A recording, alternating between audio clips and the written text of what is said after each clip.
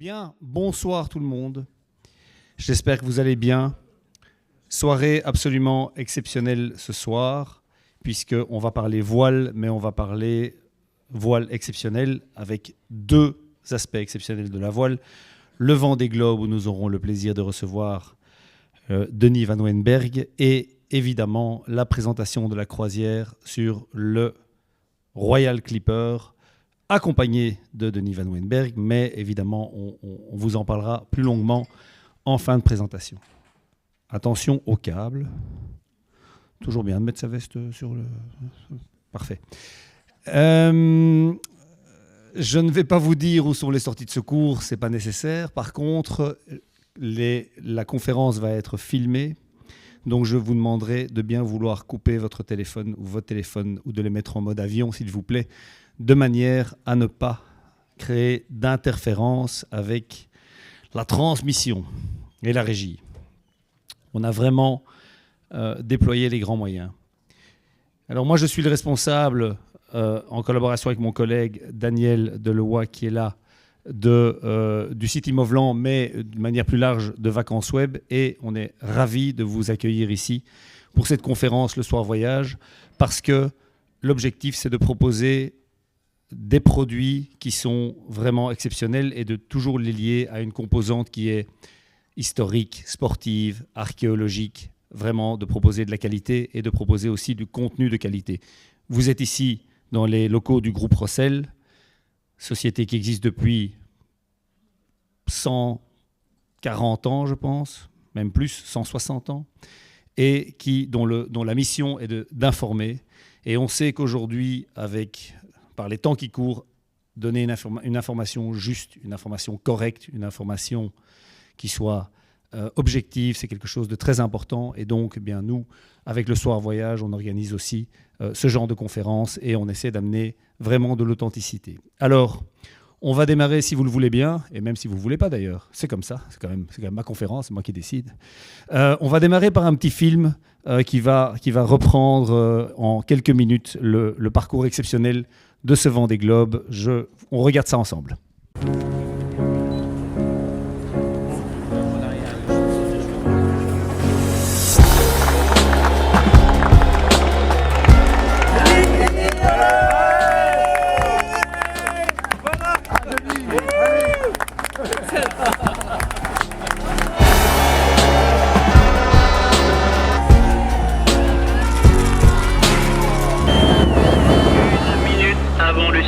De la minute. 5, 4, 3, 2, top, départ, Vendée Globe 2024.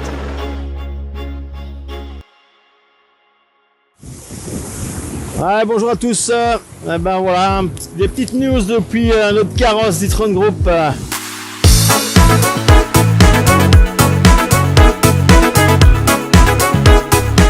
J'aurai sans doute devoir monter dans le mât pour réparer mon lazy back qui a volé en éclats lors d'un empannage. On voit la petite ficelle avec la poulie. Et donc ça s'est récupéré.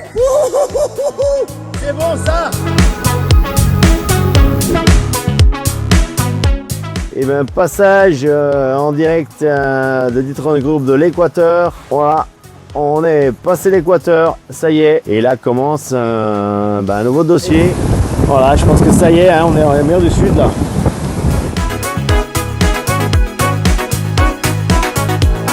Donc voilà, Cap de Bonne-Espérance, c'est fait. Maintenant le prochain, c'est le Cap Lewin, Australie, 4500 000.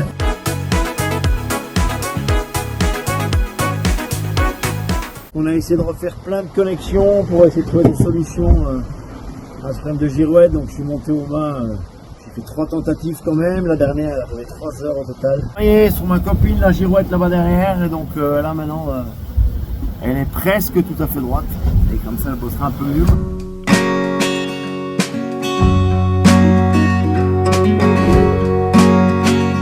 Cap Lewin, c'est bon ça.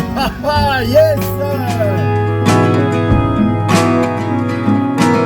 Ça a l'air idyllique, mais il faut se rappeler que dans Pacifique, il y a quand même un pic et qu'on s'attend quand même à une ou deux piqûres de rappel dans la semaine ou dans les 10 jours qui viennent. C'est comme on disait ce matin en live, il faut pas en parler. Donc là, j'ai perdu la tête de ma girouette de Sper. Ça fait 24 heures qu'on est dans ce beau brouillard.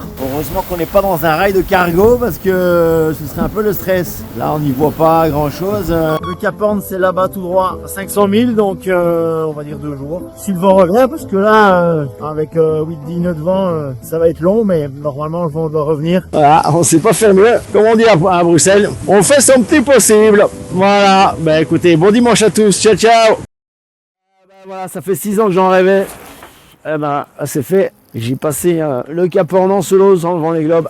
Évidemment, je voudrais remercier toute mon équipe, tous les gens qui me soutiennent, mes partenaires, les petits, les moyens, et tout gros comme D'Ieteren Group. Et puis aussi à tous les gens qui sont dans leur tête un petit Vendée Globe ou un petit Cap Horn. N'hésitez pas, il faut y aller, on n'a jamais toutes les réponses avant de commencer un projet. N'hésitez pas, l'échec vaut mieux que les remords. Je vous embrasse tous, un énorme merci. Et, voilà, c'est quand même un des moments privilégiés incroyables. Ciao, ciao.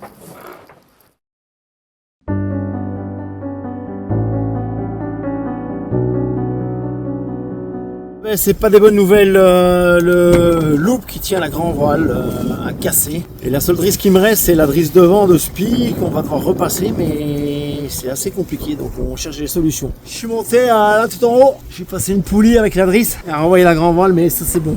Par contre, c'est le vent qui nous joue un peu des tours là, parce que il devrait être grosso modo, il devrait être dans mon travers et là il est dans mon 3/4 arrière. Là j'ai vais les monter, ok, au deuxième rim, mais au moins elle est montée jusque là. Et c'est sécure. Là, ça me donne beaucoup de chance de terminer pour aller jusqu'au sable. La grand voile, elle est tombée. Je pense que c'est les grellages et les cordages en haut qui sont cassés. Mais ça, je vais voir maintenant. Je ne sais même pas dire si je suis déçu pour le moment. Certainement, ça va venir. Mais en tout cas, là, pour le moment, on est dans l'adrénaline. Donc voilà. Elle est toujours en place. C'est sûr qu'avec une grand voile complète, on aurait déjà été à la maison. Mais bon, voilà, c'est comme ça. On fait avec ce qu'on a. Je voulais le tenter. Pour pas avoir de regrets, pas avoir ce vieux goût d'amertume en bouche. Allez, come on, ça va le faire, come on.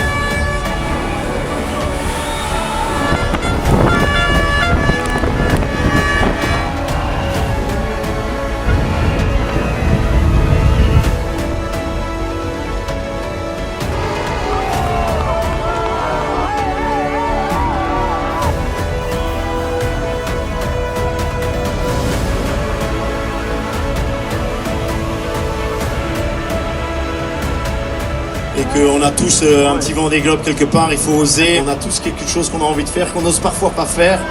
Ce qu'il faut, c'est l'assumer.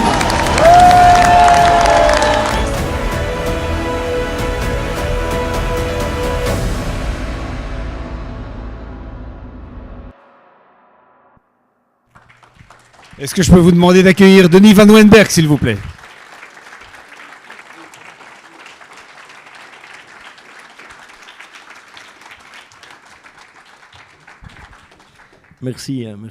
Merci beaucoup. Ça me fait Ça toujours- reste des émotions, hein. Moi C'est je regarde jamais. J'ai encore des trémolos dans la voix, même quand je vois les images maintenant. Donc voilà, donc je regarde jamais les images quand je fais les conférences. Je me retourne ou je vais dans un petit coin. Première question, petit quiz. Est-ce que tu sais ce que tu faisais il y a un an pile? J'étais en conférence ici au soir Exactement. pour fêter ma qualification, puisqu'on a vu un processus de qualification. Et je revenais de 2 courses, une qui partait aux États-Unis, qui allait à New York, et une qui revenait de New York.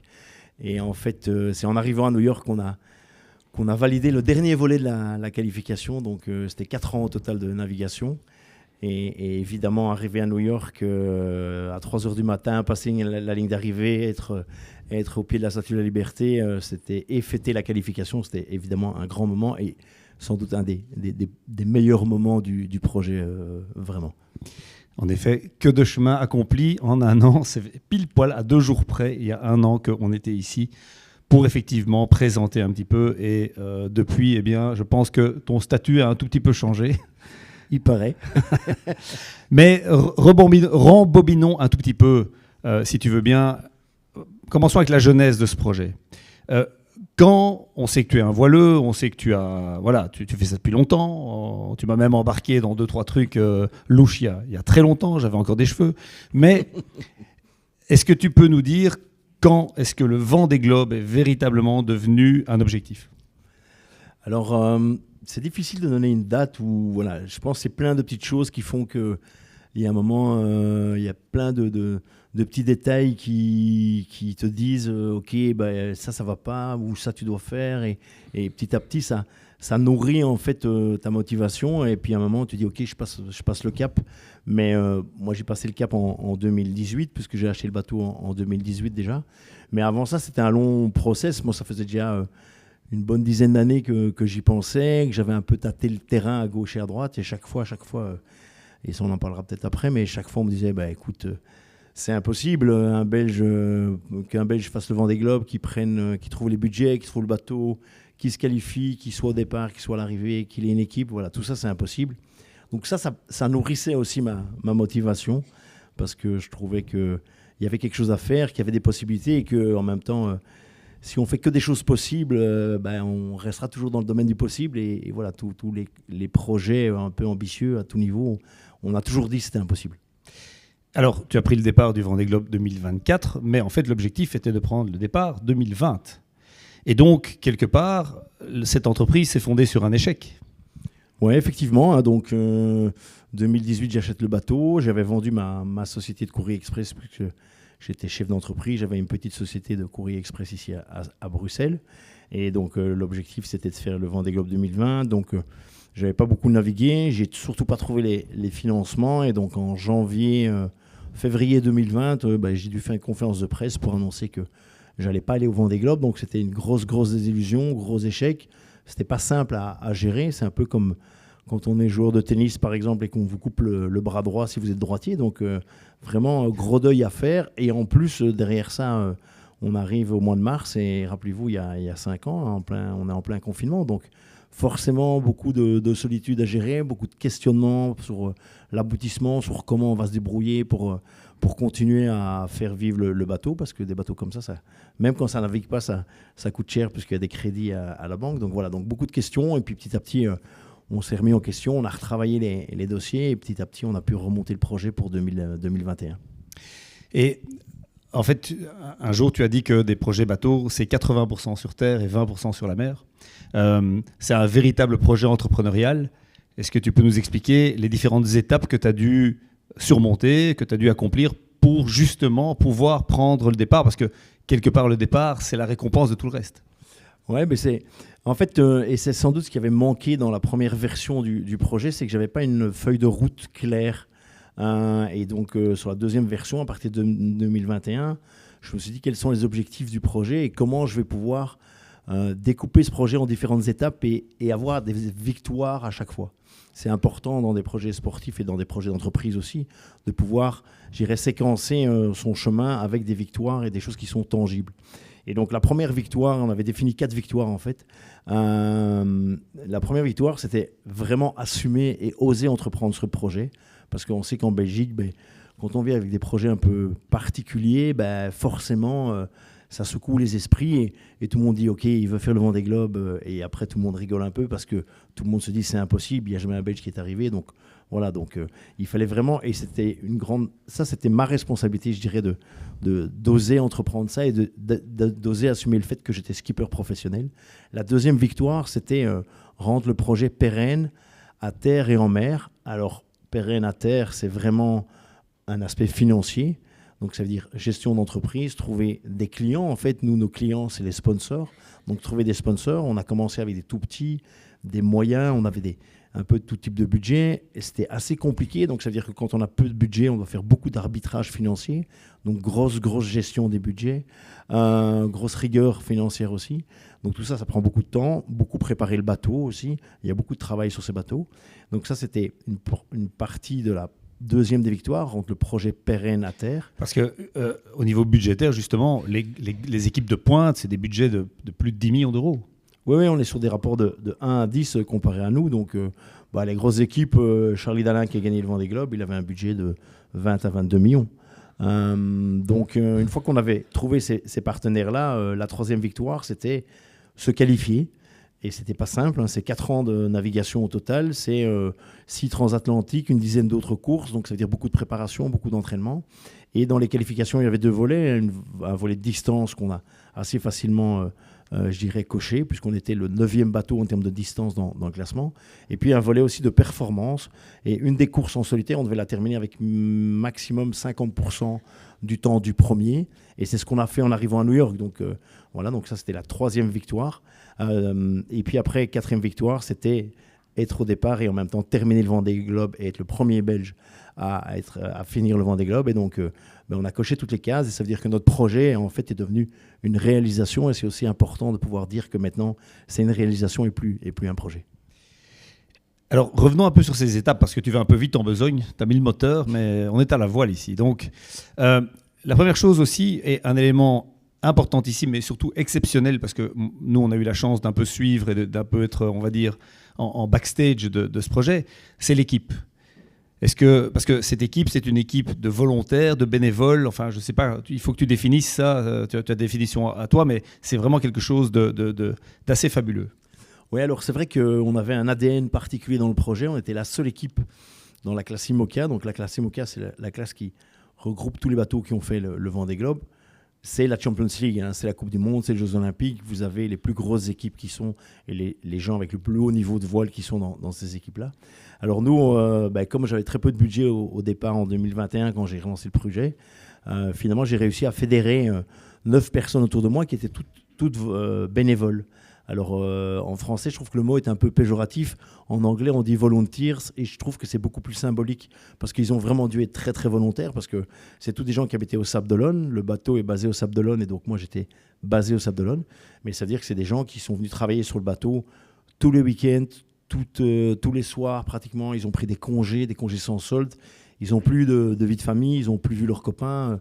J'en avais un qui faisait du planeur comme hobby, il n'a plus fait de planeur pendant 3 ans et demi. J'en avais un autre qui allait à la pêche régulièrement avec ses copains, il n'a plus jamais été à la pêche. Un autre qui faisait des rallyes de voitures historiques, il n'avait plus le temps. Donc voilà, ils ont vraiment tout mis entre parenthèses pour se consacrer à 100% à la préparation du projet et on était les seuls à fonctionner comme ça. Et comment est-ce que le petit Belge qui débarque au Sable d'Olonne avec son accent à couper au couteau, bon, c'est vrai quand même, arrive à embarquer, c'est le cas de le dire, des gens, des locaux dans ce projet-là, et en plus, c'est pas tous des voileux. Non, alors justement, il y en avait aucun qui faisait de la voile, donc ça a été un long processus. Et on a réfléchi en termes d'entreprise, en fait. D'abord, quand je suis retourné au Sable d'Olonne 2021, rappelez-vous, il y avait encore le couvre-feu en France. Hein, donc, on pouvait plus, il n'y avait pas de terrasse, il n'y avait rien, il n'y avait pas de restaurant, donc tout fermait à 19h. Donc, moi, j'ai recommencé à aller travailler petit à petit sur le bateau, 1 semaine sur 2. Et puis, des gens que je connaissais un peu sont venus de temps en temps jeter un œil en disant « mais qu'est-ce qu'il fait, qu'est-ce qu'il va faire ?» Un peu curieux. Puis, ils m'ont donné des petits coups de main. Et puis, ils m'ont continué à m'aider. Puis, j'ai eu le premier partenaire. Et en fait, on a pu faire la première course, qui était la Transat Jacques Vabre, en octobre 2021, avec la première course de qualification. Et puis, du coup, on a réussi à fédérer des gens en disant, voilà, on va tout faire pour aller jusqu'au Vendée Globe, mais ça va impliquer beaucoup de sacrifices. Et donc voilà, donc les gens se sont motivés petit à petit. On a trouvé aussi des valeurs qui étaient communes à toute l'équipe. On a fédéré l'équipe autour de ça. Et puis voilà, c'était quand même très important pour eux que le projet réussisse. C'était aussi très gratifiant. Et après, moi, mon gros challenge, mon gros défi, c'était de voir, comme c'est pas des voileux, de voir quelles compétences ils avaient dans la vie professionnelle et les compétences que je pouvais utiliser dans le projet bateau. Donc ça s'est fait assez naturellement, en fait, en parlant avec eux, puisque, par exemple, j'avais quelqu'un qui est IT manager dans une grosse boîte en Vendée, forcément, il s'est occupé de toute mon électronique. J'avais quelqu'un d'autre qui gérait tout l'administratif dans une grosse société, elle s'est occupée de tout le monde administratif. Donc on a bien vu qu'il y avait moyen de faire des liens entre les compétences professionnelles et les compétences qu'on avait besoin dans le bateau, et surtout dans le projet, et surtout que tout ça pouvait se nourrir et s'enrichir et créer une sorte de cercle vertueux. Ils apprennent sur le bateau, ils ramènent ça au boulot, ils apprennent des trucs au boulot, ils échangent, et ils ramènent ça sur le bateau. Donc forcément, l'équipe, elle a grandi comme ça. Et ces gens se connaissaient? Alors ces gens se connaissaient un petit peu. Alors en particularité, au départ, ils étaient 6 et puis 8, et c'était 4 couples. Et c'était assez important. Parce que imaginez-vous si monsieur ou madame tous les soirs n'est pas là jusqu'à 23h et puis prend des congés sans solde et part en vacances, ça peut créer des tensions, et ce qui serait tout à fait légitime. Donc je pense que le fait que ce soit des couples a vraiment facilité et j'irais équilibrer les rapports dans l'équipe. Alors évidemment, il faut parler du budget aussi, ça c'est le nerf de la guerre, tu l'as dit, et il y a une double image, c'est sympa cette image-là, ça sert un peu notre présentation, il y a un nom et il y a un petit dessin là-devant. Et les deux, l'air de rien, sont liés. Alors, est-ce que tu pourrais commencer peut-être par le nom et la façon dont, quelque part, les choses se sont déroulées pour finalement cocher cette case, de se dire, OK, j'ai un peu le budget. Oui, alors donc comme tu dis, ça coûte très cher. Pour vous donner une idée, l'assurance du bateau, on est ça dépend des années, mais entre 60 et 80 000 euros juste pour assurer le bateau. Une grande voile, donc la voile que vous voyez derrière, ça coûte 40 000 euros. Donc on voit que tout coûte très cher, très vite. Donc il faut beaucoup de budget. L'inscription du Vendée Globe, juste celle-là, c'est 20 000 euros. Et on a fait 6 transats à 20 000 euros, grosso modo, plus toutes les autres courses. Donc on voit que c'est vite beaucoup de budget. Donc on a mis vraiment beaucoup de temps à trouver le gros partenaire qui pouvait nous supporter et rendre, comme je disais, le projet pérenne à terre, c'est d'un point de vue financier. Et il est arrivé en janvier 2023, donc quand même assez tard finalement. Avant ça, on a vraiment eu des tas de petits partenaires, on s'est débrouillé et on a été assez créatifs. Donc ça, c'était aussi une vraie victoire, une vraie fierté aussi, parce que une grosse société comme D'Ieteren Group, donc en Belgique, souvent on parle D'Ieteren, on pense les voitures, mais D'Ieteren Group, c'est un holding familial qui gère D'Ieteren Auto, mais qui a des tas d'autres filiales, donc c'est 60 000 personnes à travers le monde, donc c'est quand même beaucoup. C'est Carglass Monde, pour vous donner une des grosses entreprises emblématiques. Donc voilà, c'était assez, je dirais, on était assez fiers et assez heureux quand ils sont arrivés. Et alors, par rapport au petit autocollant, le petit signe qu'on voit devant, en fait, on a parlé de fédérer l'équipe. Et dans mon équipe, j'avais quelqu'un qui était un ancien militaire de formation, qui était plongeur de combat, donc c'est un corps d'élite quand même en France, et qui était d'origine maori, tahitienne, et qui s'était reconverti et après à sa retraite militaire. Dans ces corps d'élite, ils prennent des retraites assez tôt. Et il était devenu tatoueur polynésien maori professionnel. Et donc, on lui a donné des mots, en réfléchissant avec l'équipe, des mots comme valeur, amour, partage, confiance, humilité. Et il a traduit ça, en fait, dans ce qu'on appelle un mana, avec toutes ces symboliques, tous ces petits signes que vous voyez dans le logo qu'on voit devant. Tous ces petits signes veulent dire quelque chose, ont une signification. Et donc, ça veut dire, certains, c'est partage, d'autres, c'est force, d'autres, c'est humilité. Et tout ça, ça a fait, je dirais, notre blason, en fait, notre écusson qu'on avait dans notre dos, qu'on avait sur nos vestes et qu'on était assez fiers de porter. Et puis, le départ.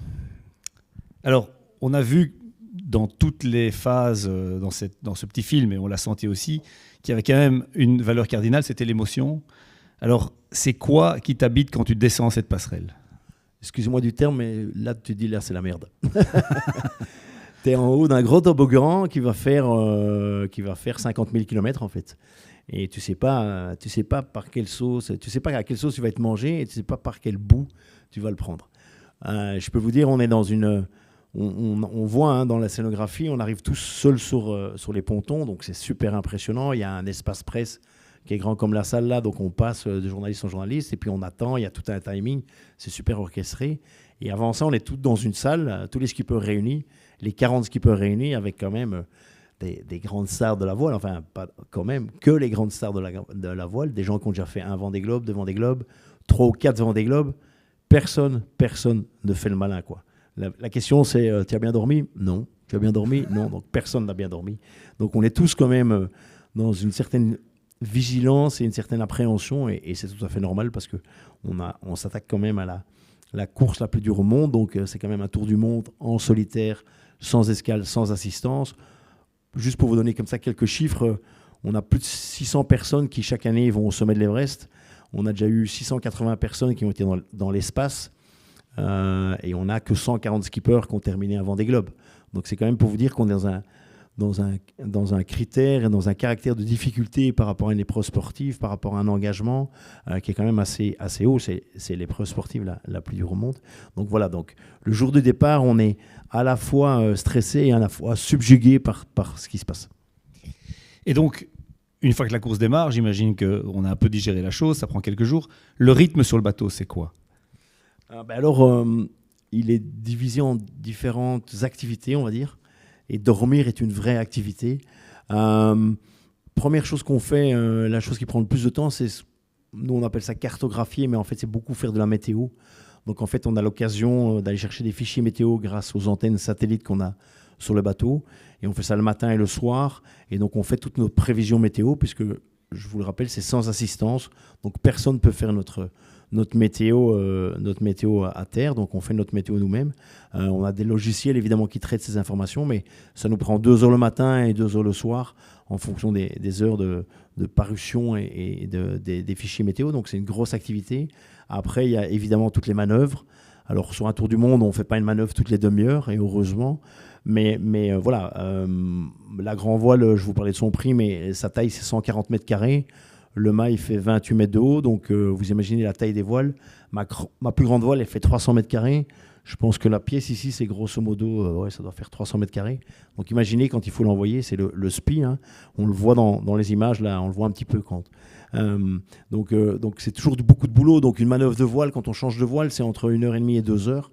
Quand on change de bord, donc quand on change de côté, c'est aussi entre 1h30 et 2 heures. Et il y a quelque chose qui est vraiment très éreintant et très fatigant sur ces bateaux, c'est que en fait on a 300 kg de matériel, de sacs qui sont répartis dans des sacs, et en fait à chaque fois qu'on change de côté, on change les sacs de place pour équilibrer le bateau. Ça s'appelle matosser, mais c'est un vrai boulot de déménageur, et c'est un vrai boulot qui demande beaucoup de préparation en amont, parce que souvent les équipes, elles ont tendance à vous faire des gros sacs, comme ça il n'y a pas beaucoup de sacs, mais en fait un gros sac on ne sait pas le porter, et surtout on se fait mal. On peut se faire mal au dos, on peut se faire mal aux chevilles, on peut se faire un genou. Donc on avait défini un point maximum, et donc tous ces sacs ont été pesés. Et pour moi, c'était 17 kilos par exemple. Mais imaginez-vous bouger des sacs. Il y en a une vingtaine qui font 17 kilos quand le bateau bouge, quand le bateau est à pleine vitesse. Il y a des vagues, donc c'est un vrai boulot. Donc ça, c'est la deuxième activité. Troisième activité, c'est évidemment dormir. Donc dormir, on ne dort jamais des 8 heures ou des 6 heures ou 7 heures en suivant. On fait vraiment des plages horaires en fonction des endroits où on est. Quand on est près des côtes, on dort vraiment des 20 ou 30 minutes maximum. Et puis après, quand on est au milieu de l'océan ou bien dans les mers australes autour de l'Antarctique, là, on peut dormir 1h15, 1h20, et puis on se réveille, on regarde que tout se passe bien. Et puis de nouveau, on peut redormir. Donc il y avait moyen certaines nuits de faire 3 ou 4 slots en suivant de 1h30 maximum. Donc ça faisait pratiquement 6 heures de sommeil, mais chaque fois entrecoupé d'un réveil quand même pour regarder que tout se passe bien, quitte à aller voir dehors vite fait et puis se recoucher, quoi. Et alors quand même, petite particularité, c'est à cette édition aussi, on a eu un problème avec les icebergs. Donc on a eu des icebergs qui ont été signalés dans une partie de la course entre l'Australie et le Cap Horn. Et donc ça veut dire que cette zone-là, pendant 48 heures, on avait les positions des icebergs. Pendant 48 heures, vous faites une veille visuelle toutes les 20 minutes, donc que ce soit visuel extérieur ou visuel sur le radar. Donc là ça veut dire qu'on dort 20-25 minutes, et puis on se réveille, on check, et puis parfois on va dehors, et puis on peut se rendormir. Donc là c'était assez fatigant, surtout que c'est après déjà 2 tiers de la course, hein. Enfin peut-être pas 2 tiers, mais on est déjà passé la bonne moitié de course, donc on est déjà tous bien fatigués. Alors la première partie, c'est la descente, on va dire, pour passer l'équateur et le cap de Bonne-Espérance. C'est plutôt la partie facile, la partie vacances, sauf que tu as eu quelques avaries. Et puis on arrive dans le morceau de consistance qui est les mers du Sud. Alors, on n'en a pas beaucoup parlé, parce qu'on a beaucoup parlé du début, on a vu un peu les vidéos au début, on a vu la fin où on en parlera aussi un peu, le manque de vent. Mais ça dit quoi, ces mers du Sud ? C'est aussi impressionnant que ça ? C'est des creux de combien ? Ça se passe comment ? Alors, les mers du Sud, c'est un vrai dossier, hein. C'est plus d'un tiers du parcours, et comme tu disais, la descente de l'Atlantique, c'est assez sympa, parce qu'en fait, on a le vent qui pousse. Très vite, on est en t-shirt et en short, on passe les Canaries, on passe plus loin le long de l'Afrique, on passe l'équateur, il fait chaud, c'est plutôt sympa. Puis on arrive au niveau de Sainte-Hélène, donc en face du Brésil, ça se passe, c'est toujours assez sympa. Et puis à partir du Cap de Bonne-Espérance, on rentre dans l'océan Indien. Il y a déjà un point compliqué à gérer au niveau du Cap de Bonne-Espérance. Il y a une zone où il y a beaucoup de courants marins, et des courants qui sont assez forts et qui sont sinon ce serait trop facile, qui sont évidemment contraires au vent dominant. Donc ça lève une mer assez compliquée à gérer au niveau de ce qu'on appelle le cap des Aiguilles et le courant des Aiguilles. Et puis après, on rentre dans l'océan Indien. L'océan Indien qui part grosso modo du cap de Bonne-Espérance jusqu'au cap Lewin, hein, donc jusqu'à l'Australie. Ça, c'est un océan très compliqué aussi, avec une mer compliquée, une mer croisée, ce qu'on appelle nous les marins, donc avec une houle très forte qui tourne autour de l'Antarctique, qui est d'ouest en est. Et puis quand même pas mal de vagues et de phénomènes cycliques de vagues qui viennent du Mozambique et du canal de Mozambique, puisqu'il y a quand même pas mal de dépressions qui se forment là. Et donc une mer compliquée, donc imaginez-vous une mer pas du tout rangée, une houle dans un sens et puis des vagues dans une autre, vraiment des trous. On parle de 4 à 5 mètres de creux, je dirais en moyenne. Alors maintenant, sur les modèles météo, on peut voir la hauteur de mer, donc on se met des limites quand même. Donc souvent les limites hautes, c'est entre 5 et 5 mètres 50, on essaie de ne pas aller dans les zones où il y a plus, mais ça reste théorique évidemment, donc forcément parfois il y a plus. Et puis aussi des vents qui sont quand même assez soutenus, hein, entre 20 et 40 nœuds en moyenne, et parfois un peu plus. Et surtout dans l'océan Indien, on a grosso modo, on va dire 60-70 km/h de vent. Et puis pendant une demi-heure ou une heure, on a 80 ou 90 km/h de vent, mais on ne sait pas pourquoi. En fait, il n'y a pas un nuage, on ne voit rien à l'horizon, donc c'est assez surprenant et il faut s'habituer à ça. Et donc voilà, il faut gérer ça. Et puis après, on rentre dans le Pacifique. Et là, on voit bien que la mer s'orange, la houle est beaucoup plus grosse aussi, mais beaucoup plus, j'allais dire onctueuse, mais beaucoup plus régulière. Donc c'est plus facile à naviguer. On a par contre plus de vent. Et alors après, on arrive au Cap Horn. Et le Cap Horn, en fait, c'est une sorte d'entonnoir hein, entre la péninsule d'Amérique du Sud et l'Antarctique. Et l'Antarctique qui, à cet endroit-là, remonte très fort. Et la cordillère des Andes qui fait vraiment un effet venturi. Donc on a beaucoup de vent. Et on a souvent beaucoup de vent à ce passage-là. On a une température moyenne entre 4 et 5 degrés à partir du Cap de Bonne-Espérance pendant 5 à 6 semaines. Hein. Donc ça veut dire qu'il faut vraiment lutter contre le froid. Moi, j'avais 4 repas par jour. Grosso modo 4000 calories, presque 5000 calories parfois pour lutter contre le froid. Donc voilà, donc tout est compliqué. Donc quand on parle d'aller faire une veille visuelle parce qu'il y a des icebergs, il faut se rhabiller, remettre toutes les couches. Il faut essayer de ne pas se faire mouiller aussi parce qu'il n'y a rien qui sèche. Enfin voilà, donc c'est une grosse logistique. Alors, ça se trouve évidemment sur YouTube et ce genre de choses, mais il y a deux aventures exceptionnelles dans les mers du Sud, dans le Vendée Globe. C'est le sauvetage de Yann Eliès par Marc Guillemot. Donc Yann Eliès est un marin qui est dans les bonds, qui bascule au-dessus de son bateau, qui se fracture le fémur, qui arrive à remonter, à ramper et à se mettre à l'abri plus ou moins, et puis il envoie des appels de détresse et il est secouru. Et puis il y a l'autre, c'est Yves Parlier, qui démate, qui casse son mât et qui dit « j'abandonne pas ». Il décide de suivre les règles. On ne peut pas aller à terre, mais on peut aller quelque part, tu vas nous expliquer ça, et il répare son bateau. Il se trouve qu'il y a eu un téléfilm sur Yves Parlier et ça a été tourné sur le bateau de Denis il y a quelque temps. Est-ce qu'à un certain moment, dans ces conditions-là, avec ce vent-là, avec ces creux-là et à cet endroit-là, il faut savoir que le point le plus proche du point Nemo, c'est la station spatiale orbitale qui est au-dessus de nous. Il n'y a pas d'humain et de civilisation plus près. Est-ce que tu t'es dit, bordel, qu'est-ce que je fous là ? Là, j'ai la trouille. Alors là, j'ai la trouille, non, mais bordel, qu'est-ce que je fous là ? Oui. toutes les demi-heures, je pense. Donc, plusieurs fois, je me suis dit, j'ai encore fait le malin, j'aurais mieux fait de me taire pour une fois. Non, voilà, c'est vrai qu'on est dans des mers très isolées, il n'y a aucun trafic commercial, hein, donc tout l'Atlantique, que ce soit nord et sud, on a beaucoup de trafic commercial. En général, quand il y a quelque chose qui se passe assez loin des côtes, parce qu'un hélicoptère, ça a 400 ou 500 km d'autonomie, donc vous imaginez bien, même quand on est au milieu de l'Atlantique, il n'y a pas d'hélicoptère qui peut venir. Quand on est dans les zones, dans les mers du Sud, le premier secours qu'on peut avoir, en fait, c'est un bateau de la course. Quand on est en Atlantique, soit nord ou sud, souvent le premier secours qu'on a, c'est un cargo qui se déroute. Mais là-bas, il n'y a pas de trafic commercial, il y a zéro trafic commercial. Donc, il n'y a pas âme qui vive. Et donc, c'est vrai que forcément, ça fait réfléchir et ça influence aussi sur la manière de naviguer pour certains. Et d'ailleurs, petit corollaire, je pense que les 5 premiers skippers qui ont performé et qui ont fait les 5 premières places, dans les mers du Sud, ils naviguaient à fond, sans avoir peur de casser le bateau. Mais en fait, ils ne sont pas propriétaires du bateau. Et donc, on a bien vu que ça a une influence directe quand on est dans les sports de haut niveau, il faut aller dans les gains marginaux, et ça fait partie, entre autres, des gains marginaux. Et j'ai discuté avec un autre skipper là, qui a un projet pour essayer de gagner le Vendée Globe. Il a dit, moi, je ne serai plus jamais propriétaire de mon bateau, parce que ça m'influence trop au niveau psychologique. Quand je navigue dans la mer du Sud, j'ai peur de le casser, parce que c'est le mien, et que je sais que ça va être très compliqué financièrement. Donc, on passe le Cap Horn, cette petite formalité derrière soi, c'est une balade, il n'y a plus que la remontée de l'Atlantique. Sauf que ça ne se passe pas tout à fait comme ça. Mais pas tellement. Alors, souvent, on vous dit, ça y est, tu as passé le Cap Horn, tu as fait le plus dur. Il reste quand même encore un tiers de course quand on passe le Cap Horn, donc c'est encore long. Et surtout, autant la descente de l'Atlantique, c'est sympa parce qu'on a le vent qui pousse. Mais si on le remonte dans l'autre sens, ça veut dire qu'en 80 ou 90% du temps, on a le vent qui est face à nous, ou en tout cas pas qui pousse. Donc c'est des allures qui sont beaucoup plus moins confortables, qui sont plus casse-bateau aussi. Il y a quand même un bateau qui a dématé à 5-6 jours de l'arrivée. Donc il y a beaucoup de choses qui se passent en fait sur le retour de l'Atlantique. Et puis on est fatigué, puis c'est moins agréable.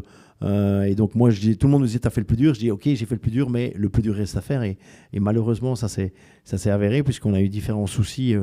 Vous avez vu dans le film, en fait, le plus gros souci qu'on a eu à gérer, c'est que la corde qui tient ma grand voile et qui permet de monter la grand voile jusqu'en haut a cassé.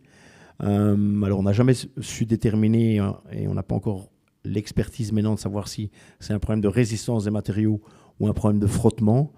J'ai mon avis là-dessus qui n'est pas du tout le même avis que celui de mon fournisseur, forcément. Mais donc voilà, donc en tout cas, on a encore livré du matériel de seconde main. Voilà. Et donc, ça s'est passé au niveau des Açores. Donc ça veut dire que j'ai dû remonter au mât, réinstaller, on va dire, des bricolages pour essayer de remonter ma voile. Ça a tenu 24 heures, ça a cassé. Et donc après, j'ai encore retrouvé un autre système, mais je pouvais monter ma voile qu'au premier tiers, on va dire. Donc forcément, vous imaginez que si j'ai qu'un tiers de mon moteur, je vais un tiers moins vite, ou 2 tiers moins vite même. Et donc, ça explique aussi beaucoup de difficultés qu'on a eues. Et on a eu aussi des schémas météo qui étaient un peu particuliers. Alors, est-ce qu'on parle du dérèglement climatique ? C'est pas ça le propos, mais voilà, on a eu des schémas météo qui arrivent dans 20% des cas et qui se sont enchaînés à chaque fois d'une manière défavorable. Et donc, ça a compliqué les choses pour arriver jusqu'au Sable d'Olonne. Et évidemment, ces avaries, plus la fatigue, plus tout le reste, à un moment, tu penses à l'abandon. Je bois un coup de bois. Oui. Alors clairement, quand j'ai mon problème de grand voile, je suis à côté des Açores et j'ai un port qui doit être à 6 ou 8 heures 6 ou 8 heures de navigation. Donc je me dis, ok, sans grand voile, ça va être compliqué. Puis je me dis, ok, si je me déroute et que je vais en plus aller vers les Açores, c'est vraiment pas la route, parce que la route, elle est grosso modo par là, et les Açores, c'était vraiment là, quoi. Donc je me dis, si je vais là et que je prends cette option-là et que je m'arrête, j'abandonne. Alors ok, ça va être sympa, dans 12 heures, j'ai pris une douche, je suis à l'hôtel et j'ai mangé au resto, mais qu'est-ce que je fais demain, qu'est-ce que je fais après-demain, et qu'est-ce que je fais dans 10 ans avec ça, et comment je vais le gérer? Je dis, ça va juste pas être possible. J'ai pas fait 6 ans de sacrifice, parce que depuis 2018... j'ai pas dormi dans le bateau pendant 1 an parce que j'avais pas de budget, j'ai pas trouvé, je me suis pas bagarré pour trouver des partenaires pour pouvoir abandonner comme ça. Donc je dis, tant que ma sécurité ou la sécurité du bateau ne sont pas mis en cause, je continue. Et donc avec l'équipe, et même à ce moment-là avec la direction de course, parce que comme c'est un phénomène de sécurité, on peut communiquer ce genre de choses avec la direction de course. On avait défini 3 étapes où je pouvais m'arrêter, parce qu'avec ces bateaux qui sont quand même grands, qui ont une grande profondeur de quille, 4,50 m, on ne peut pas s'arrêter n'importe où. Et donc, on avait 3 stops possibles. C'était Cascaille, c'était Vigo et la Corogne.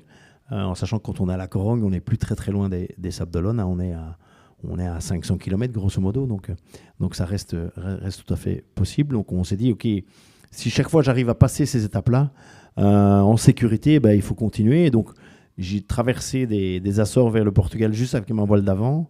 Le vent a changé, j'ai pu remonter vers le nord, j'ai pu renvoyer une partie de la grand voile, ça a cassé, j'ai renvoyé. Et puis à chaque fois, je passais l'étape de la sécurité, et donc, où j'aurais pu m'arrêter en sécurité, donc forcément je continuais, et puis on a passé la Corogne, et puis voilà, une fois qu'on était à la Corogne, il était hors de question de s'arrêter quelque part, parce que de toute façon, c'était plus facile d'aller jusqu'à la maison, même avec une toute petite voile, que de s'arrêter quelque part. ce qu'il faut savoir aussi, c'est que on n'était pas loin. Enfin, c'était une question de temps avant que le mât tombe, puisque le bricolage que tu avais fait, évidemment, était en train de cisailler les haubans qui tiennent le mât. Oui, alors effectivement, hein, donc on a des câbles qui tiennent le mât. Comme j'ai dû faire des bricolages pour quand même monter ma grand voile, si vous voulez, la corde, on a une corde qui sert à monter des voiles par devant le mât. En fait, je l'ai retirée par derrière, mais elle venait frotter sur un des câbles qui tient le mât. Et donc, quand on a dématé il y a 15 jours, on a vu qu'on avait un de ces câbles qui était entaillé. Donc, on peut imaginer que 24 heures ou 48 heures de plus, ça aurait cisaillé le câble et donc le mât serait tombé. Donc, ça veut dire qu'on a aussi, pour terminer le Vendée Globe, pris 100% de risque. Ouais. Mais il est arrivé, et justement, c'est arrivé.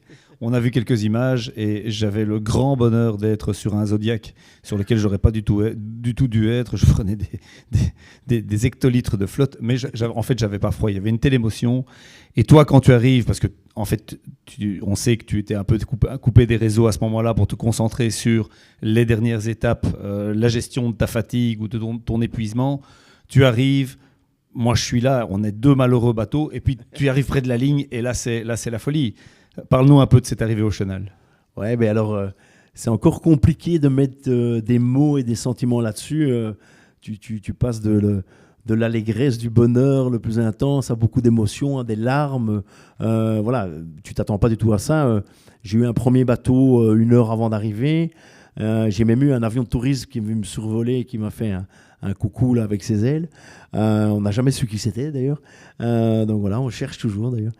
Et puis un autre bateau qui arrive, et puis un deuxième. Et puis finalement, il y avait 50 ou 60 bateaux avec tous des gens. Tu vois tous des gens que tu connais. Alors, comme il y avait beaucoup de mer et beaucoup de vent, tu les reconnais pas parce qu'ils sont tous dans leur ciré. Tu devines un peu à leurs attitudes, à leur bonjour. Et puis, tu arrives dans le chenal, l'équipe monte à bord, on peut ranger le bateau, mes enfants montent à bord. Et tu arrives au ponton du Vendée Globe. Et là tu as l'accueil avec la presse, avec les officiels. Grosse conférence de presse qui dure 2-3 heures. Et puis voilà. Et tu es sur un nuage, quoi. Tu es à 10. Enfin, voilà. Je pense que j'étais comme Bouddha, quoi. À 15 cm du sol, je flottais littéralement. C'est des sentiments qu'on connaît pas. Je pense qu'il n'y a que les grands moments sportifs où les gens qui gagnent une Coupe du Monde ou des choses comme ça qui doivent avoir ce sentiment-là à un moment. Voilà, c'est vraiment particulier. Ouais. Mais ça, c'est les Sables d'Olonne, et c'est normal. Mais en plus, en Belgique, il y a un engouement qui est vraiment qu'on ne soupçonne pas. Ouais, moi, je ne m'étais pas du tout rendu compte. Hein, donc oui, j'avais forcément de temps en temps des WhatsApp de copains, des trucs comme ça. Donc... Et bon, forcément, dans l'équipe, j'avais aussi quelqu'un qui s'occupait des réseaux qui me dit, écoute, attends-toi quand même, prépare-toi. Donc, je faisais un peu l'autruche, hein, je me mettais la tête dans le sac parce que même encore quand je vois les images, je me dis, quand je vois le gars à la Grand Place, je me dis, mais ils sont venus pour lui et en fait, ils sont venus pour moi. Donc, mais j'ai du mal à transposer le lui à moi et j'ai pas envie de faire le Alain Delon et de parler en il tout le temps. Donc voilà. Mais donc, ouais, c'est vraiment particulier. C'est même maintenant, alors qu'on est 3 mois après, j'ai du mal à mettre les mots. Après, ce qui est vraiment intéressant et ce qui est vraiment touchant, c'est que j'ai reçu beaucoup de messages et surtout beaucoup de gens qui ont jamais suivi la voile. Et je pense qu'il doit peut-être y avoir 2% ou 3% de voileux dans la salle. Donc ça montre bien que parce qu'on n'a pas lâché le morceau, parce que j'étais les premiers Belges, parce qu'on a parlé de valeurs aussi, parce qu'on a essayé de transmettre des messages, ça a touché les gens, ça a créé de l'émotion. On a reçu des messages qui étaient superbes, hein, d'enfants, de personnes qui étaient à l'hôpital depuis très longtemps, qui me disaient, grâce à toi j'ai gardé l'espoir, parce que je sais que l'impossible est possible. J'ai eu un enfant qui m'a écrit, j'ai appris que grâce à toi on peut être heureux sans être premier. Quand il dit ça, on dit tout, quoi. Donc voilà, donc forcément... Ça te parle, évidemment. Ouais, forcément, ouais. Pour une fois, j'étais le premier quand même belge, mais voilà, je n'avais jamais été, donc il fallait aussi... voilà, donc après, on se rend compte que avec la presse, les médias, qu'il y a tout ça, puis il y a... Je suppose que tu vas en parler, il y a l'épisode de la Grand Place et ainsi de suite, quoi. Oui, bon, cette Grand Place, alors ça, franchement, c'était incroyable parce que j'ai un peu fait le maître de cérémonie et quand on voit cette Grand Place de monde, c'était la seule question qu'on avait. On se disait, est-ce qu'il va y avoir du monde sur cette Grand Place? Parce que les copains, 250, 300 personnes, ok, 300 personnes sur la Grand Place, c'est vide. Et donc on arrive... Même avec les Chinois et les Japonais. Hein, donc. Alors, on avait de la chance, il faisait beau. Il y avait quelques touristes, c'était un samedi, mais on a assez vite compris qu'on n'allait pas être seul. Ouais, mais alors, c'est vrai que moi, toute la semaine avant, j'ai eu beaucoup de sollicitations dans les médias. Donc, j'ai fait toutes les matinales. Hein, donc, j'habite au Tigny. Donc, quand vous devez être à 7h, place Rayers, tous les matins, à la fin, vous êtes un peu fatigué quand même. Parce que ça fait tôt pour pas être dans les embouteillages. Donc, voilà, donc toutes les matinales. Et on a enchaîné 3-4 médias par jour. Donc vraiment, c'est là qu'on se rend compte, OK, s'il y a tout ça, des médias généralistes, des médias plus spécialisés, donc voilà. Et donc chaque fois, moi j'en parlais beaucoup et je disais, oui, je vais à la Grand Place, mais j'ai peur qu'on soit 20 ou 25. Donc peut-être qu'à force de taper sur le clou, ça a fait de l'effet. Et puis c'est vrai qu'on est accueilli par le bourgmestre Philippe Claus. Et puis il y a l'histoire du Mannequin Peace aussi, hein, parce que j'ai un Mannequin Peace qui a fait le tour du monde. Donc j'ai remis à Philippe Claus et maintenant il est au musée. Donc c'est quand même le seul Mannequin Peace au monde qui a fait un tour du monde. Donc ça c'est quand même label bruxellois et belge. Et puis on tenait à ça. Et puis c'est vrai que quand je suis dans le bureau de Philippe Claus et quand on est en backstage, on va dire, je reçois 2-3 messages. Mais voilà, les copains toujours assez énigmatiques ou voire ironiques me disent « Ne t'inquiète pas, on n'est pas juste 20 ». Et c'est vrai que j'entends du bruit et puis je me concentre un peu avant de monter sur le balcon. Et puis j'ai mes enfants à côté de moi. Vous m'excuserez nouveau du mot, mais et j'arrive et je regarde mes enfants, je fais « Wow, putain !» Et donc effectivement, il y avait entre 3000 et 3500 personnes. Donc pareil, il y a eu l'arrivée, il y a eu ça. C'est des moments qui sont extraordinaires. Et en plus, la Grand Place, moi je suis sportif, il y a toutes les voilà, on parle des 80 ans d'Eddy Merckx aujourd'hui. Il a été reçu à la Grand Place. Ça vous parle. Hein. Mais on a eu, s'il te plaît. On a eu les Red Lions, les joueurs de hockey. On a eu l'équipe belge de foot. On a eu les médailles olympiques. Donc forcément, ça touche. C'est iconique comme endroit. Et jamais quand j'étais ado ou gamin, j'aurais pu rêver d'être un jour accueilli à la Grand Place. Et alors, oui, alors peut-être le jour de mon mariage, mais il y aurait eu 25 personnes. Là, il y avait 3500 personnes qui étaient venues de nouveau pour le skipper qui avait fait le tour du monde. Donc, c'était incroyable. Et maintenant, quels sont les projets? Parce qu'évidemment, après ça, il y a un silence. Alors, le silence, ça va. Pour l'instant, on passe le temps. Et on va aller sur le Royal Clipper. Ça va être génial.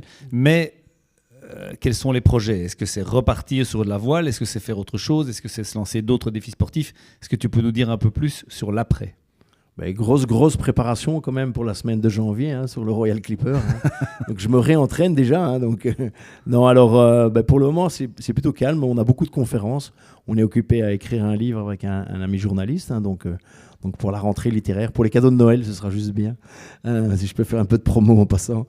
Donc voilà. On te réinvitera pour faire des séances de dédicaces. Voilà. Ouais. Et puis voilà, on a des idées. Comme je suis hockeyeur, je suis inspiré par la réussite du hockey. Donc pourquoi pas monter une équipe belge et essayer d'atteindre des chouettes niveaux. Mais voilà, c'est beaucoup de travail. J'ai déjà noté plein de choses dans mon cahier, mais entre noter dans le cahier et puis le transcrire en un dossier et puis aller reprendre son bâton de pèlerin et aller voir des gens pour trouver des financements, parce que si on veut passer dans des projets compétitifs, il faut augmenter les budgets de 3 à 4 facilement et puis après construire un bateau et voilà, donc c'est des gros projets, c'est des projets sur 8 à 10 ans, donc voilà, il faut réfléchir le pour et le contre, mais c'est une des idées. Et puis sinon, en tout cas, continuer à travailler dans le monde de la voile, maintenant que j'ai une petite expérience, on va dire, de la gestion de projets dans la voile et d'un tour du monde. Donc voilà, c'est les volontés et puis des conférences en société. Et on a un agenda qui est quand même bien rempli, qui continue à se remplir jusqu'en 2026 aussi. Ouais. Merci Denis pour ce moment inspirant et je pense que tout le monde a pris une leçon de résilience, de courage et voilà, je pense qu'on peut l'applaudir. Merci.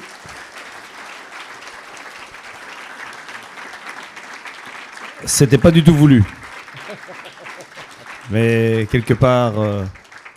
Alors, on va passer au question time. Est-ce qu'il y a, j'espère, qu'il y a des questions? Alors, on a Vanessa. Ça fonctionne? Allô? Oui. Parfait. Et madame là-bas? Oui. Alors, parlez bien dans le micro. On est toujours filmé, on est toujours enregistré, on est toujours live. Je voudrais savoir où se trouve le bateau maintenant. Le bateau était basé au Sable d'Olonne et il est toujours au Sable d'Olonne. Et lundi et mardi, je vais là-bas et on le sort de l'eau.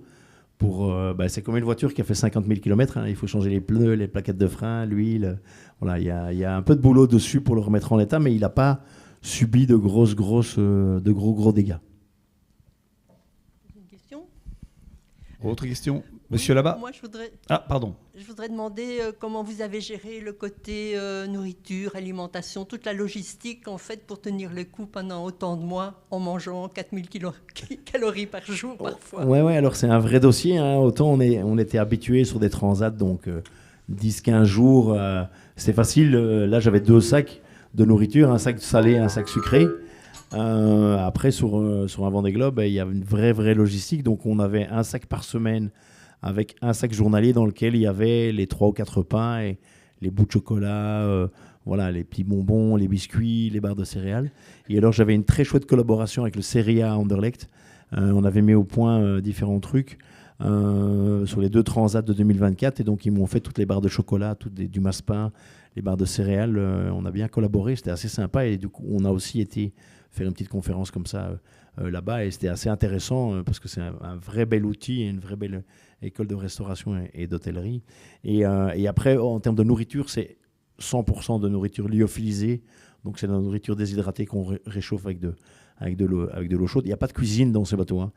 C'est juste un petit bec à gaz pour faire de l'eau chaude.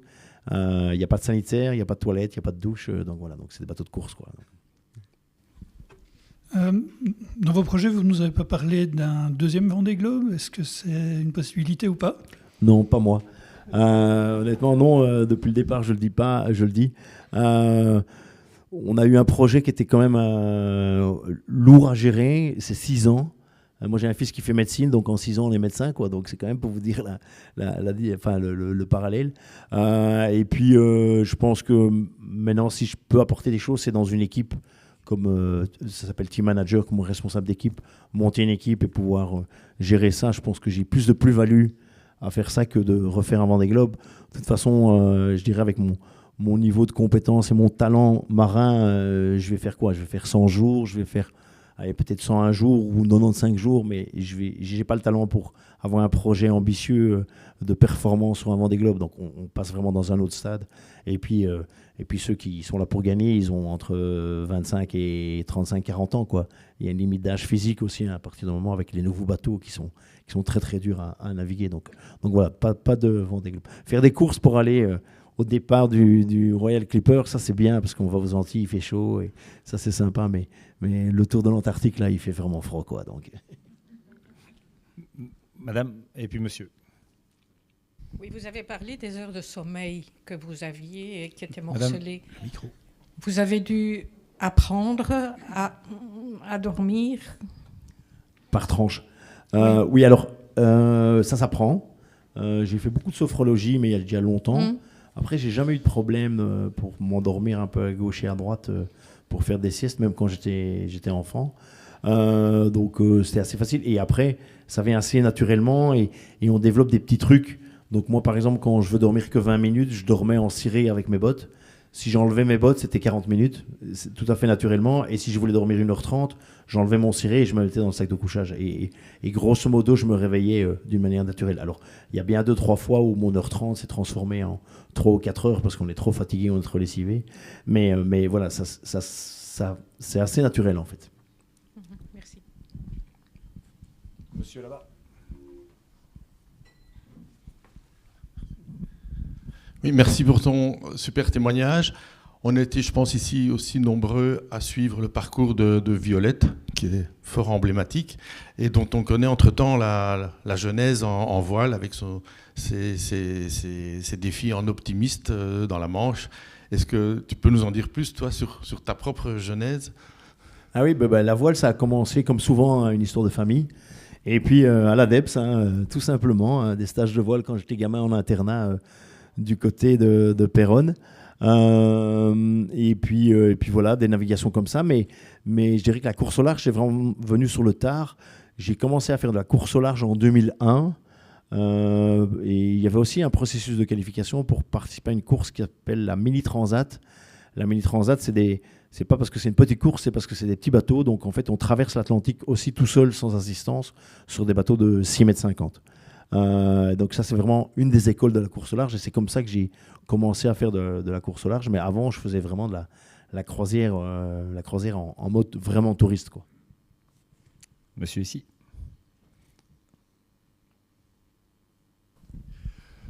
Vous nous avez parlé de votre course, mais comment votre équipe a vécu pendant ces 3 mois la course, concrètement? Et maintenant que la course est finie, comment a-t-elle atterri en quelque sorte? Mais alors, pendant la course, on avait 3 personnes qui étaient de garde à tour de rôle pour gérer les problèmes techniques. Donc il y avait quelqu'un qui était toujours de garde H24. En fait, on n'a pas droit d'assistance en termes de performance, mais si on a un problème technique, on peut appeler son équipe. Donc sur les différents problèmes que vous avez vus là, on a concerté avec l'équipe. Donc il y avait un turnover et en même temps, il n'y avait que 3 personnes qui avaient les compétences pour pouvoir m'aider sur des problèmes techniques. C'est l'électronique, l'accastillage et puis la manière générale la gestion générale du bateau, c'est-à-dire la résistance des matériaux, bricoler quelque chose comme ça, lever un quille, l'électricité. Voilà, la dame qui s'occupait des relations presse en termes d'assistance technique, elle n'avait pas les compétences pour. Par contre, elle a eu beaucoup de travail à gérer les réseaux sociaux, gérer la presse. Donc ça, c'était ça. Donc l'équipe, elle a atterri comme moi. Donc il y a un manque forcément après.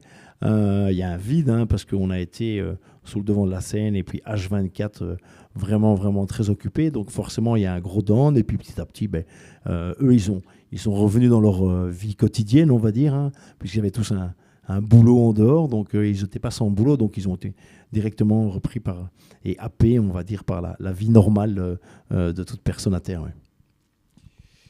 Encore 2 questions. Allez, monsieur et puis madame. Monsieur là. Allez, 3, jamais 203. Il bouge pas, il va rester, il va boire des coups après. Vous pourrez lui poser encore des questions en perso. Vous avez signalé le prix faramineux des voiles. Quelle est approximativement la valeur globale du bateau? Vous voulez l'acheter? Non. C'est pas dans passerez dans mon bureau après. C'est pas dans mes moyens. Allez, je peux vous trouver un sponsor. Non, alors il y a tous les prix de bateaux. Il y a des bateaux à 500 000 euros et les bateaux neufs, les bateaux qui ont gagné, les bateaux qui ont été mis à l'eau en 2020-2021, le prix moyen est entre 5 et 6 millions. Les nouveaux bateaux qu'on construit maintenant, donc ceux qui sont sur des nouveaux projets, le prix moyen est entre 8 et 9 millions. Donc on voit qu'il y a des grosses différences. Et pour vous donner une idée de prix, de budget, le plus petit budget de la course, c'était 1,2 million et le plus gros budget, c'était 25 millions. Donc, madame. Oui. Ah, donc, monsieur. Oui. Ah, on a encore. Vous parliez des bateaux qui descendent le long de l'Atlantique. Est-ce qu'il y a beaucoup de pollution? Parce que je suppose qu'il y a des filets qui traînent, des conteneurs probablement aussi. Il y a quand même un risque. Oui, c'est une très bonne question. Et je vais faire le parallèle avec 2 choses. Donc, quand on dit trafic commercial, on dit présence humaine et donc d'office, il y a de la pollution. Alors, la pollution, ça, c'est pas très sympa et c'est pas très joli à voir, mais c'est vrai que ça a une répercussion en termes de risque chez nous parce qu'il y a des objets, ce qu'on appelle les OVNI, objets flottants non identifiés. Alors, quand c'est petit, c'est pas grave, mais quand c'est un container, on perd 10 000 containers par an. Essentiellement dans l'Atlantique, puisque c'est les voies commerciales. Donc ça veut dire qu'il y a beaucoup de trucs qui traînent partout et quand on tape là-dedans, ça casse le bateau. Donc il y a ça, il y a les cétacés aussi. Souvent, parce que c'est pas politiquement correct de dire qu'on a percuté une baleine et que la baleine est morte, donc on dit qu'on a percuté un container. Donc souvent c'est un mix des deux, mais malheureusement c'est la réalité et ça arrive. C'est pas arrivé sur cette course-ci. Il n'y a pas eu d'accident majeur dû à des OVNI. C'est arrivé dans d'autres courses. Et après, pour faire le parallèle avec les mers du Sud, où je vous disais qu'il y avait 0 trafic commercial, j'ai pas vu un plastique qui traînait dans les mers du Sud. Et c'est à tel point vrai que après 24 heures d'être de nouveau dans l'Atlantique Sud, après le Cap Horn, j'ai vu mon premier bout de plastique qui flottait, quoi. Donc je me suis dit, c'est pas cool. Du plastique. Ouais, je me suis dit, c'est pas cool. Et en même temps, honnêtement, j'étais rassuré parce que ça voulait dire qu'il y avait du monde quelque part, quoi. Donc voilà, on est pris entre les deux sentiments. Mais voilà, en tout cas, il y a une relation directe entre pollution visible dans les océans et présence humaine. Donc, monsieur là au milieu.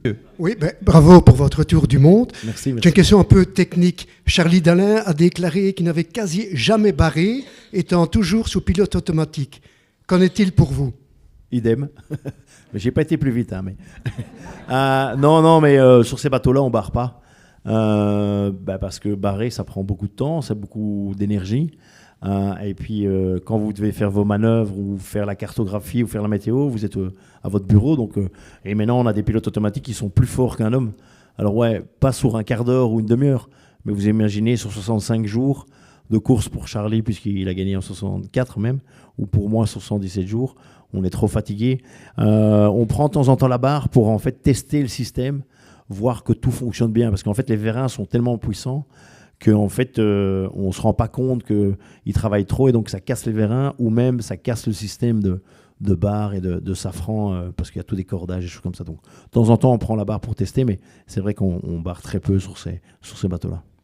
C'est aussi pour ça que cette fameuse girouette était aussi importante, parce qu'elle était connectée directement à... Effectivement, donc c'est important. Oui, donc quand on utilise le pilote automatique, on a essentiellement deux modes. Le mode compas, donc le bateau va tout droit, on lui donne un axe, une direction à tenir, et donc on règle les voiles en fonction du vent qui change. Et sinon, on a un mode vent, et le mode vent, il fonctionne avec la girouette, et donc on lui donne un angle de vent. Et donc si le vent tourne un petit peu, le bateau garde le même angle au vent, donc il est toujours bien réglé, il change un peu de direction. Donc, évidemment, si le vent change de 180 degrés, vous changez de direction de 180 degrés, mais ça, vous avez plein d'alarmes. Et donc, c'est super important sur ces bateaux-là d'avoir ce mode vent, et ça ne fonctionnait plus du tout, en fait, toute la remontée de l'Atlantique. Je l'ai fait en mode compas, et donc ça veut dire qu'il faut vraiment être veillant, en veille régulièrement pour pouvoir régler le bateau beaucoup plus. Madame, pour une dernière question. Et après, on passera au récréatif. Oui, moi j'ai été frappée quand le petit film au départ, j'ai été frappée par votre voix. Au fur et à mesure que la course continuait, la voix, au départ il y avait beaucoup d'émotions et l'émotion a toujours été là, mais il y avait comme si, je ne sais pas comment le qualifier parce que je ne vais sûrement pas utiliser les bons mots, mais comme si vous étiez en dehors de quelque chose, que vous étiez... Enfin, bon. Et je suppose que vous avez travaillé le mental bien avant la course.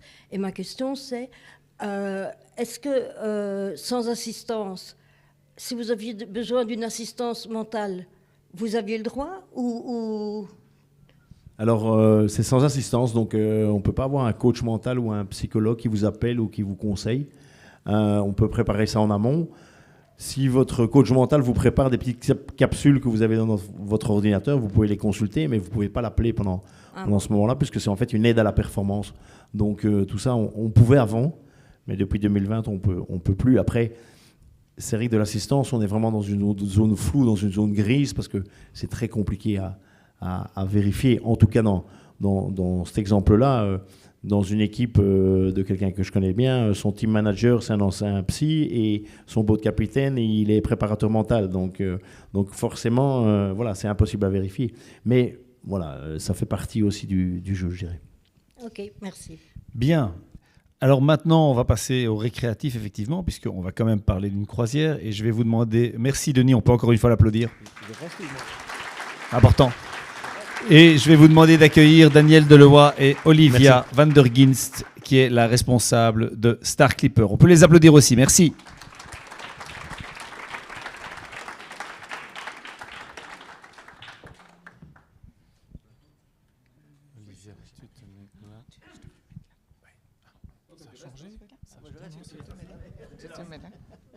Ça, c'est celui d'Olivia. Attends. Ok.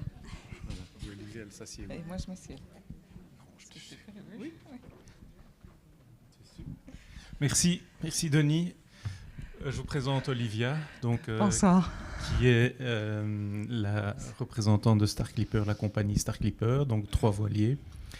Et le soir a choisi un de ces voiliers pour notre croisière de janvier, avec Denis, qui fait évidemment l'immense plaisir de venir sur ce bateau. Alors, tu as récupéré tous tes sacs ou pas? Ouais. Ça va. On va pas tous les prendre sur le bateau. On va pas tous les prendre sur le Royal Clipper. Donc c'est une expérience totalement différente. Je ne sais pas si le commandant est prévenu que peut-être que Denis va prendre la barre sur le Royal Clipper, mais on ne sait jamais. Donc sans les sacs. Les sacs ne seront pas nécessaires à moins que... Voilà, non, c'est vraiment un grand plaisir de pouvoir accueillir Denis à bord du Royal Clipper, effectivement dans des conditions très différentes et avec un peu plus de confort. Oui. On va le voir aussi parce qu'on a quelques images et quelques vidéos qu'on a apportées, mais qui fait un beau lien avec un vrai voilier aussi, avec un confort et une expérience différente. Ok, donc on va passer ta petite vidéo.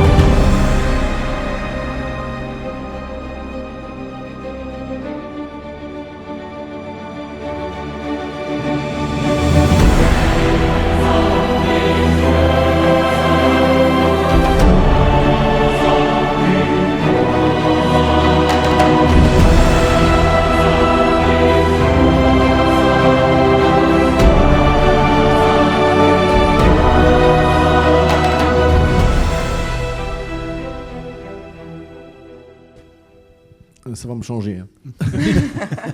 Manger à table avec une nappe, me faire masser, ça va être bien. On va être bien.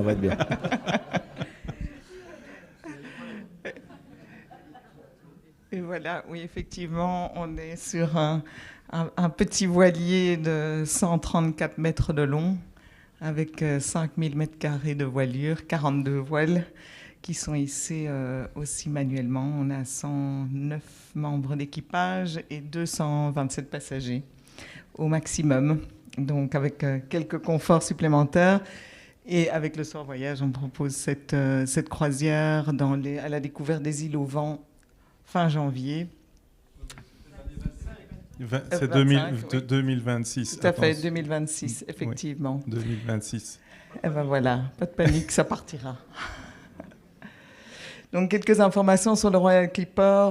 Comme vous l'avez vu dans le film, un véritable voilier construit en Hollande au début des années 2000, avec vraiment la caractéristique des clippers, donc un bateau racé qui a pour objectif, comme les clippers des siècles passés, vraiment de pouvoir naviguer rapidement d'un point à l'autre, même si ici, dans ce cas-ci, les distances de navigation sont faites de manière à proposer une croisière confortable pendant la nuit lorsque le bateau se déplace d'escale en escale. On a une grande particularité aussi avec le Royal Clipper, c'est qu'il a un tirant d'eau de 5,9 mètres qui lui permet d'ancrer, vraiment d'être dans des endroits de mouillage des plus petits bateaux. Donc on est hors des circuits des croisières classiques qui vont généralement dans un terminal de croisière. On est ici à côté des yachts privés et des plus petits voiliers. Donc ça donne un certain charme aussi à la croisière et à l'approche aux escales. Vous voyez sur les coursives, alors il y a différents salons et notamment donc cet atrium sur 3 niveaux qui plonge dans le restaurant.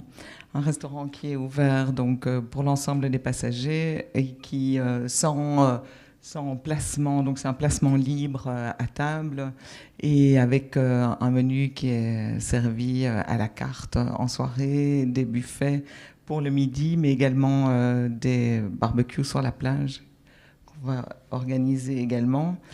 La plateforme nautique à l'arrière, qui est aussi pour les amateurs de sport nautique en escale, vont pouvoir directement du bateau participer donc au ski nautique, la planche à voile, du paddle, également des kayaks de mer. Donc tout est mis à disposition des passagers pendant votre croisière si vous souhaitez y participer. L'itinéraire, donc on est sur un vol qui va vous emmener de Bruxelles via Londres, je pense, via Londres, oui. Sur la Barbade, et avec une nuitée d'hôtel juste pour vous acclimater au décalage horaire. Et puis c'est parti pour une semaine de découverte, avec chaque fois une navigation de nuit, une arrivée en escale le matin. Et donc, on va parcourir ces îles au vent sur Sainte-Lucie, sur la Dominique, sur Antigua, Saint-Kitts, les îles des Saintes, la Martinique et retour à la Barbade. Donc, tous les jours, une nouvelle escale, tous les jours suffisamment de temps pour y consacrer vraiment un peu de temps pour partir en excursion. Il y a toute une série d'excursions qui sont proposées que vous pourrez réserver directement à bord. Et elles sont décrites aussi dans le programme, je pense. Donc, il y a à chaque fois un choix. Vous avez également la possibilité de découvrir toutes ces escales par vous-même. Donc, simplement, vous avez suffisamment de temps, en tous les cas, pour parcourir ces îles. Et juste une petite remarque, ceux qui veulent rester quelques jours après à la Barbade, il y a moyen de prolonger sur 2 ou 3 nuits si vous voulez rester là-bas avant de rentrer. Alors la vie à bord, vous voyez cet espace pont qui est vraiment large et qui permet aussi à ceux qui voudraient rester à bord d'avoir et de lire un livre au bord de la piscine, d'avoir une belle vue sur les îles. Il y a aussi toute une série d'activités nautiques qui sont proposées pour ceux qui veulent aller s'allonger dans le filet de Beaupré. Ceux qui voudraient monter au mât, on propose de monter au mât jusqu'au premier nid de pie. On est quand même à 20 mètres. Enfin, j'imagine que Denis a connu des choses plus périlleuses dans ses aventures.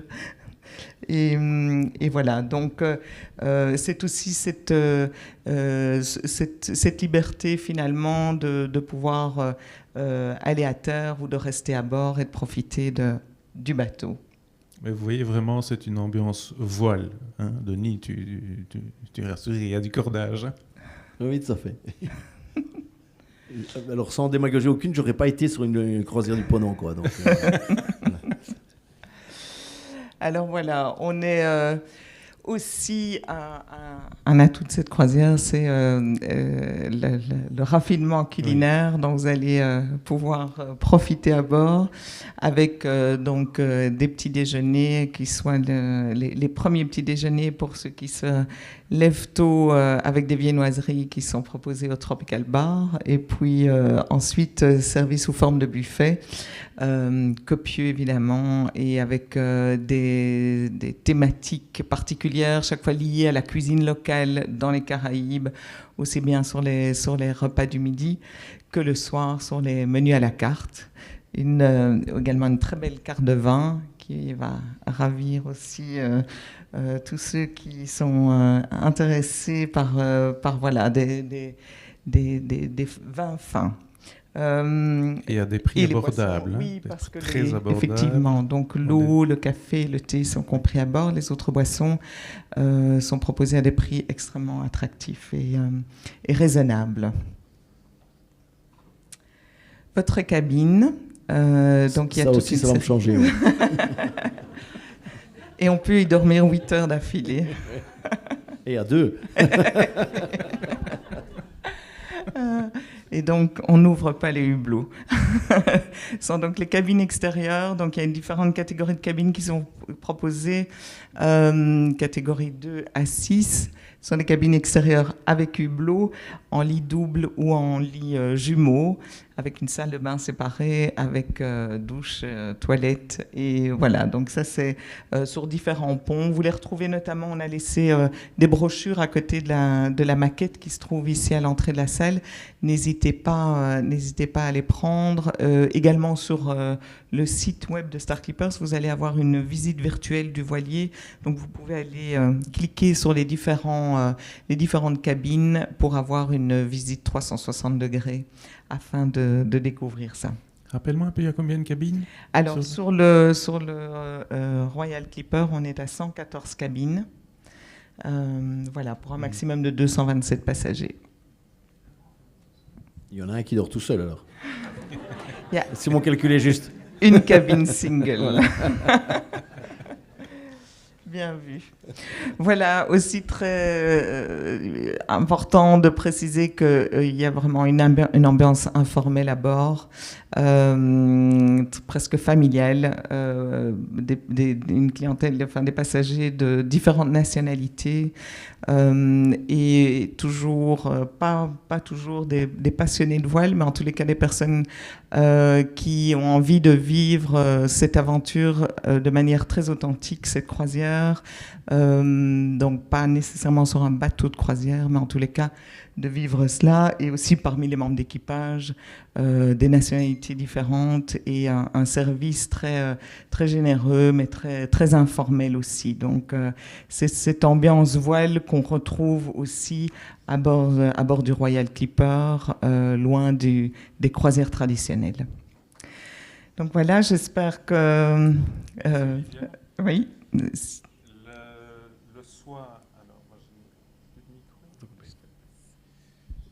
Le soir a réservé donc pour 30 personnes, c'est-à-dire une quinzaine de cabines sur ce départ avec Denis. Il y en a déjà 6 qui ont été réservées.